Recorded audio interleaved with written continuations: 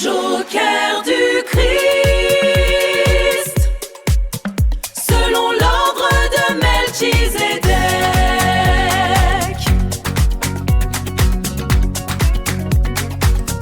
Joker du Christ, selon l'ordre de Melchizedek. Bonjour à toutes et à tous, chers frères et sœurs en chemin. Ici votre émission Joker du Christ, celle qui s'inscrit dans le souffle intemporel de l'ordre de Melchizedek. Aujourd'hui, je souhaite partager avec vous un espace de silence et de vérité. Nous allons explorer ensemble les 6 premiers logias de l'Évangile selon Thomas. Voici la première partie. Partie 1. Logia 1 à 6. 1. L'appel à la compréhension. Celui qui trouvera l'interprétation de ces paroles ne goûtera pas la mort. Méditation. La mort n'est pas un événement temporel, mais un état d'ignorance. Celui qui goûte, fait l'expérience intérieure de la réalité cachée derrière ces mots, dépasse la finitude. 2. Le mouvement incessant. Que celui qui cherche ne cesse pas de chercher, jusqu'à ce qu'il trouve. Lorsqu'il aura trouvé, il sera troublé. Lorsqu'il sera troublé, il sera émerveillé, et il régnera sur le tout. Méditation. La recherche n'est pas une quête d'objets, mais un processus de transformation. L'émerveillement est le pont entre l'ego, troublé, et la souveraineté sur le tout. 3. L'omniprésence du royaume. Si vos guides vous disent « Voici le royaume est dans le ciel », alors les oiseaux du ciel vous précéderont. S'ils vous disent « Il est dans la mer », alors les poissons vous précéderont. Mais le royaume est au-dedans de vous et au-dehors de vous. Méditation. Le royaume n'est ni localisé ni futuriste. Il est la trame même de ce qui est, en dedans et en dehors. Chercher ailleurs, c'est se laisser distraire par les formes qui passent. 4. La sagesse du dépouillement. L'homme âgé ne craindra pas d'interroger un petit enfant de 7 jours sur le lieu de la vie, et il vivra. Car beaucoup de premiers seront derniers, et ils deviendront un seul. Méditation. L'adulte est alourdi par l'expérience accumulée. Le petit enfant représente la conscience originelle, non altérée. Revenir à cet état de simplicité permet de résoudre les dualités. 5. La transparence du réel. Connais ce qui est devant ton visage, et ce qui t'est caché te sera révélé, car il n'y a rien de caché qui ne sera manifesté. Méditation. Il n'y a pas de secret, seulement un voile posé par le regard. Regardez ce qui est devant, sans le juger, c'est laisser tomber le voile de l'illusion. 6. Au-delà des rituels. Ses disciples l'interrogèrent. Veux-tu que nous jeûnions? Comment prierons-nous? Faisons-nous l'aumône? Quel régime suivrons-nous? Jésus répondit. Ne mentez pas, et ne faites pas ce que vous haïssez, car tout est révélé devant le ciel. Méditation. Les questions portent sur des formes de piété. La réponse pointe vers l'intégrité absolue. L'action juste n'est pas celle qu'on s'impose, mais celle qui est exempte de mensonges intérieurs. Ne cherchez pas ici des dogmes ou des institutions, mais plutôt les paroles directes, brutes, de ce Christ céleste, transmises par Thomas, celui qui a osé voir au-delà du voile. Ce que vous allez entendre est le fruit d'une méditation profonde, une invitation à déshabiller notre esprit pour laisser la lumière seule agir. Entrons ensemble dans cette résonance. Analyse des logias, selon l'ordre de Melchizedek. Logion 1. L'appel à la compréhension. Le Christ nous avertit. La mort n'est pas la fin du corps, mais l'aboutissement de l'oubli. Goûter la vie, c'est quitter le plan de la matière pour rejoindre le plan de la conscience pure. C'est une invitation à ne plus être un simple passant dans le temps, mais à devenir l'observateur qui, depuis l'éternité, voit le temps défiler sans être touché par sa finitude. Logion 2. Le mouvement incessant. La quête est une alchimie intérieure. Le trouble, ici, est le signe que nos certitudes s'effondrent. C'est une étape nécessaire. L'émerveillement qui suit n'est pas une émotion. C'est l'état de l'être qui a cessé de chercher à l'extérieur ce qu'il est déjà. Régner sur le tout, c'est reprendre possession de sa souveraineté originelle, celle qui ne dépend d'aucune autorité humaine. Logion 3. L'omniprésence du royaume. Le piège et la géographie. On nous a appris à chercher le divin ailleurs, dans des cieux lointains ou des lieux sacrés. Mais le royaume est la trame, la substance même de la réalité. Si vous le cherchez là-bas, vous séparez le créateur de la création. Le royaume est la signature de l'esprit dans chaque battement de votre cœur et dans chaque atome du monde extérieur. Logion 4. La sagesse du dépouillement. L'âge et l'expérience sont souvent des couches de poussière sur la conscience. L'enfant de 7 jours n'a pas d'histoire, pas de masque, pas de « moi » à protéger. Pour accéder à la vie, il faut savoir redevenir ce point vierge, cette pure disponibilité. C'est là, dans cette nudité, que les contraires s'unifient et que la dualité s'efface devant l'unité. Logion 5. La transparence du réel. Le voile n'est pas extérieur à vous. Il est fait de vos propres projections, de vos jugements et de vos attentes. Regardez ce qui est devant, sans y ajouter votre commentaire personnel, c'est permettre à la réalité de se dévoiler d'elle-même. La vérité ne se cherche pas, elle se laisse voir quand le spectateur finit par se taire. Logion 6. Au-delà des rituels. Les disciples cherchent un manuel de comportement, une règle de vie. La réponse du Christ est radicale. Il rejette la performance religieuse pour exiger l'intégrité. Ne pas mentir à soi-même, ne pas se violenter dans des actions qui ne sont pas en harmonie avec son être profond. Voilà le seul véritable culte. L'action juste naît de la transparence, pas de la discipline imposée par une loi extérieure. Voici la rubrique « Confession et prière » pour votre émission Jocaire du Christ selon l'ordre de Melchizedek. Elle est conçue pour être lue avec une humilité profonde, en reconnaissant que la souveraineté sur le tout ne s'atteint jamais par la force de l'ego. Rubrique « Confession de notre petitesse ». Frères et sœurs, nous ne pouvons pas régner sur le tout si nous ne reconnaissons pas d'abord que, par nous-mêmes, nous sommes des parcelles égarées. Voici le constat lucide de ce que notre condition humaine ne peut accomplir sans l'appui de l'esprit et la direction de l'ordre de Melchizedek. Le silence du mental. Nous ne pouvons pas, par notre simple volonté, faire taire le tumulte de nos pensées et de nos jugements. Seul l'esprit peut installer cette paix qui transcende notre agitation intérieure. La traversée du voile. Nous ne pouvons pas, par nos propres efforts intellectuels, voir ce qui est devant notre visage. Nos yeux sont voilés par nos mémoires et nos blessures. Seule la lumière de Melchizedek peut retirer ce voile. La fin du mensonge intérieur. Nous ne pouvons pas, sans une aide supérieure, cesser de nous mentir à nous-mêmes pour plaire aux apparences ou aux attentes des hommes. L'intégrité absolue exige une force qui dépasse notre volonté naturelle. La mort de l'ego. Nous ne pouvons pas nous dépouiller volontairement de notre moi social, de notre orgueil et de nos certitudes accumulées. C'est un acte de dépossession que seule la main de Melchizedek peut accomplir en nous ramenant à notre état d'enfant originel. La souveraineté sur le tout. Nous ne pouvons pas régner si nous sommes encore esclaves de nos émotions, de nos peurs et de nos besoins. Cette maîtrise n'est pas une conquête humaine, mais une manifestation de l'esprit agissant au-dedans de nous. Prière de confiance à Melchizedek. Père de lumière et souverain de l'ordre éternel, nous nous tenons devant toi, dépouillés de nos masques. Nous reconnaissons notre petitesse.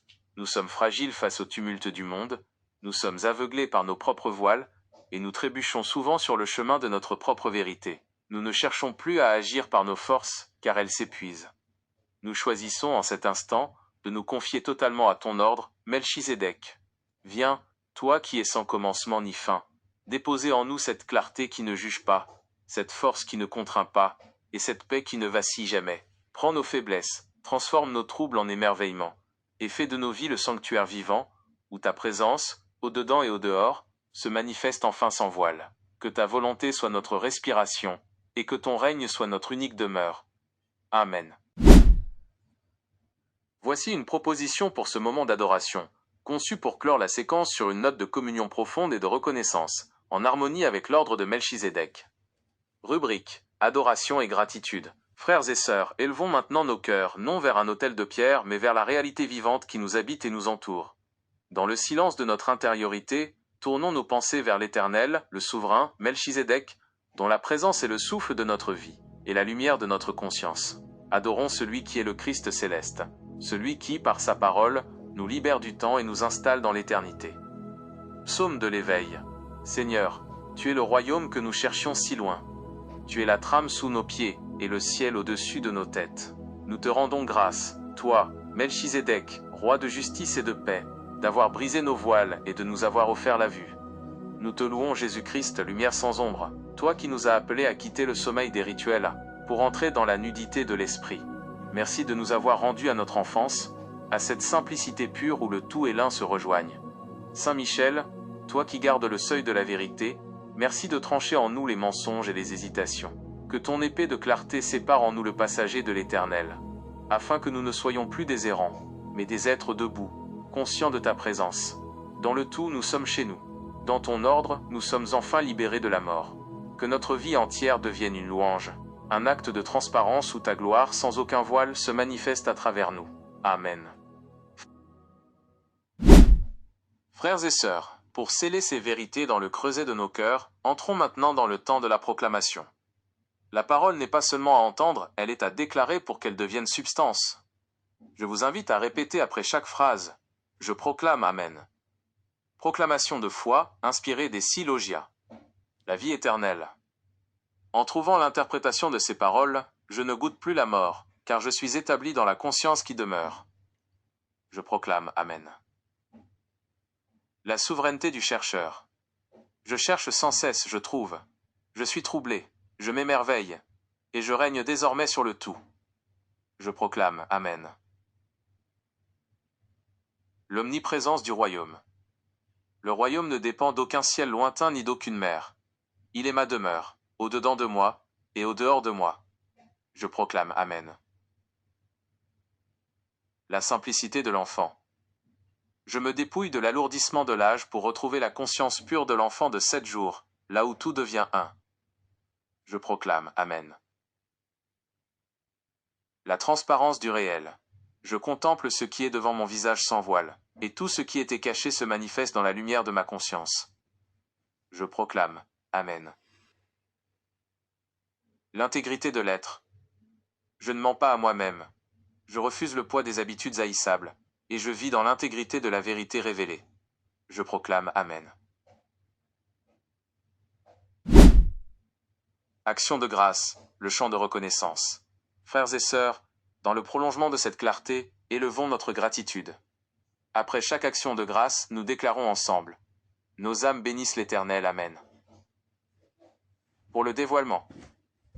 Parce que tu as déchiré le voile de l'illusion pour nous laisser voir la réalité qui se tient devant nos visages. Nos âmes bénissent l'Éternel, Amen. Pour la fin du mensonge. Parce que tu nous libères des masques et des rituels vains, pour nous ramener à l'intégrité pure de l'action juste. Nos âmes bénissent l'Éternel, Amen. Pour le royaume intérieur. Parce que tu nous as révélé que le royaume n'est pas ailleurs, mais qu'il est la trame même de notre existence. Nos âmes bénissent l'Éternel, Amen. Pour le retour à la source. Parce que tu nous permets de redevenir comme cet enfant de 7 jours, pur de toute mémoire, et réunis dans l'unité. Nos âmes bénissent l'Éternel, Amen. Pour la souveraineté retrouvée. Parce que tu nous donnes la force de régner sur le tout, en nous élevant au-dessus de la peur de la mort et de la finitude. Nos âmes bénissent l'Éternel, Amen. Frères et sœurs, restons dans ce climat de silence habité. Nous avons exploré les paroles brutes du Christ céleste transmises par Thomas, et vous vous demandez peut-être, où est la promesse dans ces mots qui semblent si exigeants?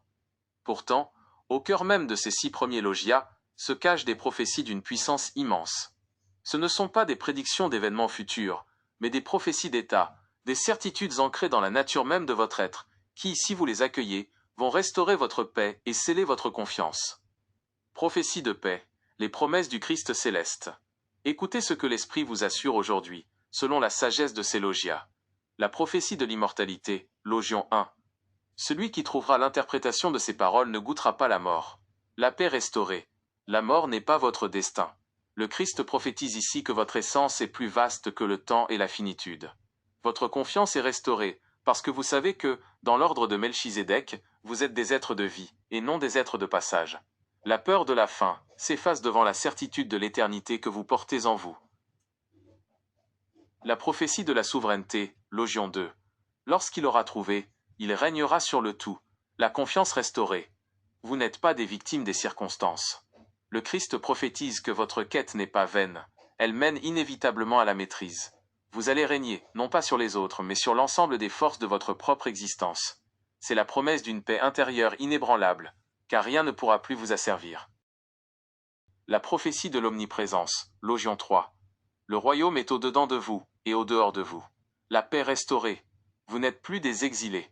Vous n'avez plus besoin de chercher la validation, la sécurité, ou le divin à l'extérieur. Le royaume est votre maison, partout où vous posez le pied. Cette promesse met fin à l'errance de l'âme. Vous êtes partout à votre place, car la trame du tout vous enveloppe. La prophétie de l'unité retrouvée, logion 4. Ils deviendront un seul. La confiance restaurée. La fragmentation de votre vie. vos contradictions, vos peurs et vos désirs opposés, tout cela va se résoudre. Le Christ prophétise la fin de la dualité. Vous allez retrouver cette unité parfaite de l'enfant, où tout ce qui était séparé en vous s'aligne enfin dans la paix. La prophétie de la transparence totale, Logion 5. Il n'y a rien de caché qui ne sera manifesté. La paix restaurée. Vous pouvez cesser de vous cacher, de porter des masques, ou de craindre le jugement. Tout ce qui est vrai en vous sera mis en lumière. Cette prophétie libère votre cœur de l'angoisse du secret et de l'hypocrisie. Tout concourt à la révélation de votre véritable identité, sous le regard aimant de la lumière. Frères et sœurs, ces paroles ne sont pas seulement des textes à méditer, ce sont des engagements de la vérité. Confiez votre paix à ces certitudes. Le Christ céleste ne promet pas une route facile, il promet une route libérée. Soyez en paix. Vous êtes sur le chemin de la manifestation de votre être réel. Frères et sœurs, nous voici à présent dans notre rubrique en quête de vérité. Ici, nous ne craignons pas les zones d'ombre, car c'est dans la confrontation avec les paradoxes que la lumière surgit. Certains esprits, en lisant ces 6 premiers logias de Thomas, pourraient y déceler des tensions, voire des contradictions apparentes. Regardons cela ensemble, sans filtre, dans la clarté de l'esprit. Rubrique. En quête de vérité, la résolution des paradoxes. Le paradoxe de la recherche, Logion 2 versus Logion 3. Le Logion 2 nous exhorte à ne pas cesser de chercher, tandis que le Logion 3 semble nous dire que le royaume est déjà là, en nous et au dehors. L'explication. Il n'y a pas ici de contradiction, mais un mouvement de maturation. On cherche avec l'ego pour réaliser qu'on a déjà trouvé avec l'esprit. La recherche est le processus par lequel l'illusion s'use jusqu'à ce que l'évidence de la présence apparaisse. On ne cherche pas un objet, on cherche à dissiper le voile qui nous empêche de voir ce qui est déjà accompli. Le paradoxe de l'ancien et de l'enfant, Logion 4. Le texte invite l'homme âgé à questionner l'enfant de 7 jours sur le lieu de la vie, tout en affirmant que « les premiers seront derniers ». L'explication. Ce n'est pas un conflit d'âge, mais un conflit de hiérarchie intérieure. L'homme âgé représente l'accumulation, le poids de l'expérience, les couches de culture et de mémoire qui durcissent le cœur. L'enfant représente l'état originel, la conscience intacte. La contradiction se résout quand l'adulte accepte de redevenir cet enfant. Il ne s'agit pas de perdre son expérience, mais de se dépouiller de ce qui enchaîne, pour redevenir disponible à la source. Le paradoxe de la manifestation, Logion 5 versus Logion 6. On nous dit que rien n'est caché qui ne sera manifesté, puis on nous demande de ne pas faire ce que nous haïssons. L'explication. Cette tension souligne notre responsabilité. Si tout est révélé devant la lumière, alors le mensonge intérieur devient un poison insupportable pour l'âme. La contradiction entre ce qui est caché et ce qui est révélé est en réalité un appel à l'intégrité absolue. Le conseil de ne pas faire ce qu'on est est le moyen pratique de ne plus créer d'ombre entre notre être profond et la manifestation extérieure. Frères et sœurs, vous le voyez, ces tensions apparentes ne sont que les soubresauts de notre ego qui résistent à la vérité. Dans l'ordre de Melchisédek, il n'y a plus de contradiction, mais des niveaux de compréhension qui s'harmonisent. Ce n'est pas le texte qui est contradictoire, c'est notre vision qui est fragmentée. En accueillant ces paroles, vous ne cherchez plus la logique des hommes, mais la rectitude de l'esprit. Nous arrivons maintenant au terme de ce temps de communion, frères et sœurs. Avant de nous quitter sur les ondes de Joker du Christ selon l'ordre de Melchisédek, arrêtons-nous un instant pour graver dans nos cœurs les repères essentiels que nous avons reçus aujourd'hui. Voici, comme une boussole pour votre semaine, les conseils vivants issus de cette étude, pour que vous puissiez marcher, non pas selon le monde, mais selon la clarté de l'esprit. La boussole de l'ordre. Conseil pour vivre dans la lumière. Ne cessez jamais la quête intérieure, ne vous endormez pas sur vos certitudes. Le chercheur qui s'arrête est celui qui se laisse submerger par le temps. Continuez à sonder, à questionner, jusqu'à ce que le voile se déchire et que l'émerveillement remplace l'ego. Revenez à la simplicité originelle. Ne vous laissez pas alourdir par les couches de l'expérience, de l'orgueil ou des savoirs accumulés. Apprenez, à chaque instant, à redevenir l'enfant de 7 jours, pur, ouvert, disponible à la vie qui circule en vous et autour de vous. Observez le devant de votre visage. La vérité ne se trouve pas dans les secrets lointains ou les promesses futures. Elle est là, immédiate. Observez ce que vous avez sous les yeux, sans le juger, sans le commenter. La transparence du réel vous sera révélée dès que vous cesserez d'imposer votre propre voile sur le monde. Ne mentez pas à votre propre être. C'est le conseil le plus radical. Ne faites rien par hypocrisie, par obligation sociale ou par peur du regard des autres. L'action juste est celle qui est exempte de mensonge intérieur. Si votre cœur dit non, ne vous forcez pas, l'intégrité est le premier pas vers la souveraineté. Refusez la géographie du sacré. Ne cherchez pas le royaume là-bas, dans le ciel ou dans la mer. Il n'est pas ailleurs, il est la trame, la substance même de tout ce qui est. Là où vous êtes, le royaume est présent. Habitez cette certitude plutôt que de courir après des lieux ou des institutions. Accueillez votre transformation. Si vous vous sentez troublé, ne fuyez pas. Ce trouble est le signe que votre cœur de pierre s'assouplit. Laissez le souffle de l'esprit agir, laissez-le vous remettre debout, laissez-le façonner votre cœur de chair. C'est dans cette docilité envers l'ordre de Melchizedek que votre paix sera restaurée. Frères et sœurs, ces conseils ne sont pas des règles à suivre, mais des états à habiter. Portez-les en vous cette semaine. Que votre vie devienne cette signature de l'esprit, une action de grâce continuelle, un acte de présence pure sous le regard du Christ céleste. Merci d'avoir partagé cet espace. Que la paix de l'ordre de Melchizedek demeure votre demeure, au dedans et au dehors. À très bientôt sur Jocaïr du Christ.